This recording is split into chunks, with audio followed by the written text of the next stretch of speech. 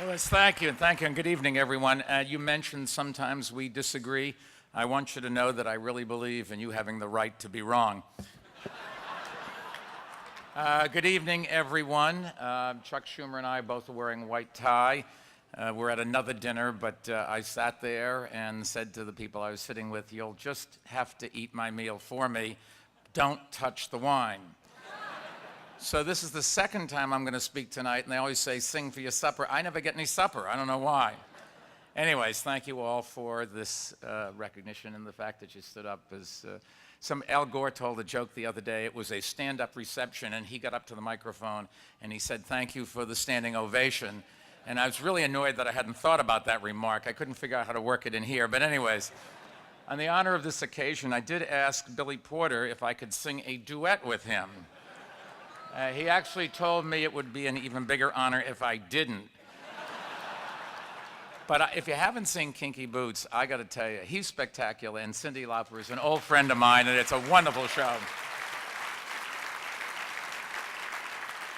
But instead of singing, let me simply say, you know and I know that New York isn't just a place. It is an idea. It is a beacon that says you are welcome here regardless of who you are or who you love. And we've worked hard to make this a welcoming city, a city that accepts and honors everyone. And that's why so many people from all walks of life vote with their feet and move to New York. Now, I can't tell you that New Yorkers are perfect or that New York is perfect. I can't say that about America either. But when you look in the direction people go, they are coming to the greatest country in the world and to the greatest city in the world. We just have an obligation to make them both better. Now, let me see a show of hands. How many of you were born outside of New York? Me too. But all of us have come here and stayed here because of the freedom and the opportunity that this city offers, and we're far from alone. People from all over the world and all of the nation have come to the city to be who they are, and that's why New York continues to be the greatest city in the world. It's not always perfect, but we have learned to live together in the city and to respect one another and celebrate our differences. And you help make this city special. And so tonight, I want to thank you for making this a better place. I'm going to be out of office and unemployed in 75 days. If anybody knows of a job that's available, I work for $1 a year. But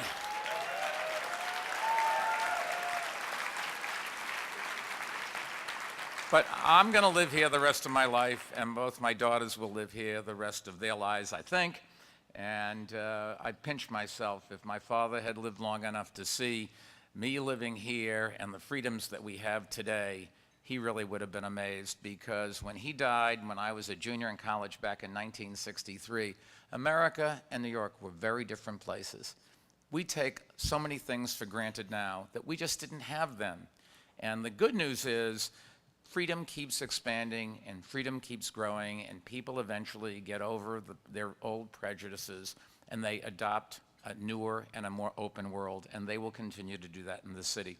It has been a tremendous privilege to work with you, with ESPA, to make history here in the Empire State. We made history together 2 years ago when we did what people all along said just could not be done. We persuaded Albany to make marriage equality a reality. And as Liz said, the toughest thing was for some of the Republicans who stood up and put their careers on the line, and most of them did lose their careers, sadly. But they did what was right. And I talked to so many of them, and I said, look, I cannot tell you this is good for your reelection, but I can tell you this is what's right. And all 4 of them said they talked to their family, and they said they had to just stand up. And they are the real heroes, because without those 4, this would not have gotten done.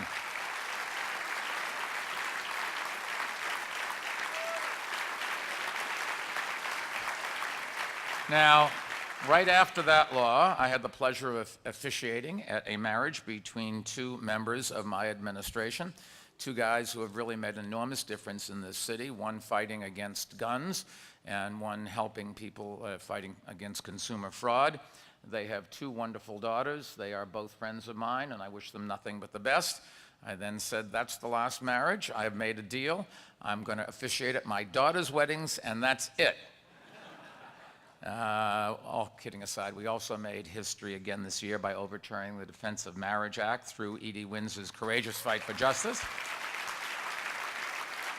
And I will say, I wanted to come here and say one thing in particular. That was a fight that our administration was proud to join, along with Council Speaker Christine Quinn as a friend of the court.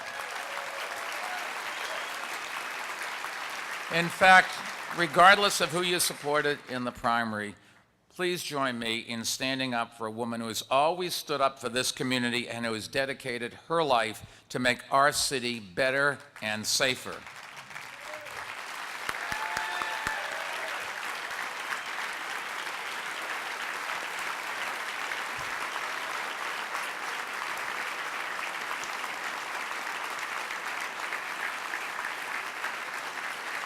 You know, Chris and I stood with ESPA because, like you, we believe that the principles that our nation was built on, justice and equality under the law, are meant for everyone.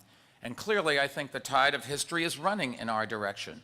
It's not running fast enough, and every once in a while it has a little eddy and goes backwards. But basically, the tide is with us. And over the past few years, the progress that we have made here in New York and all across the nation has been nothing short of breathtaking. But we also have to remember this. Progress doesn't happen on its own. Progress comes from the vision, dedication, sacrifice, and hard work of people like those who you're honoring tonight. Robbie Kaplan, who argued Edie Windsor's case so brilliantly to the highest court in the land, and Evan Wilson, the president of Freedom to Marry, who's also had the courage to take on and begin to help change the wrong-headed discriminatory policies of the Boy Scouts of America. And I say that as one proud former Eagle Scout who's glad that they did. But of course, yes, you can applaud. I love the Boy Scouts. But of course, our job isn't over yet, and it won't be until marriage equality is finally the law of the land in all 50 states. I think it was last November or the November before when we had 4 states where there was a referendum on marriage equality, and we won all 4 battles, as I remember. And I couldn't have been happier to fund an awful lot of that.